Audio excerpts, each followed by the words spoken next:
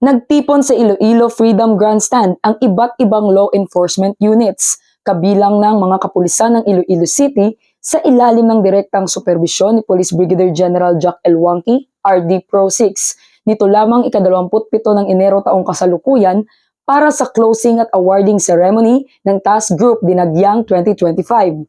Dumalo ang mga miyembro at personnel na nag-augment at nag-duty sa Dinagyang Festival upang masigurong kapayapaan at kaayusan ng selebrasyon. Pinarangalan ng Task Group Dinagyang ang ilang individual at unit na nagpakita ng matagumpay na serbisyo at suporta sa selebrasyon na siyang pinangunahan naman ni Mayor Jerry Treñas.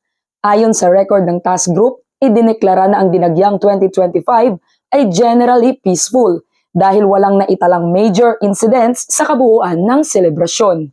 Ang Dinagyang Festival ay patuloy na nagpapakita ng pagkakaisa, pagtutulungan at pagdiriwang ng kultura at kasaysayan ng Iloilo.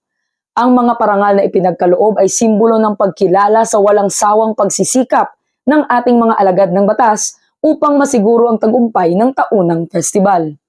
Patuloy na kinikilala ang Dinagyang Festival bilang isa sa pinakamahusay at pinakamapayapang festival sa buong bansa. Ang PNP katuwang ang iba pang ahensya ng gobyerno ay hindi nagsasawang mag-alay ng kanilang buhay para sa serbisyo publiko tungo sa isang mapayapang bagong Pilipinas. Mula rito sa Police Regional Office 6, ako ang inyong PNN Correspondent Patrol Woman Justin May Halyores. Alagad ng batas, tagataguyod ng Balitang Pulis.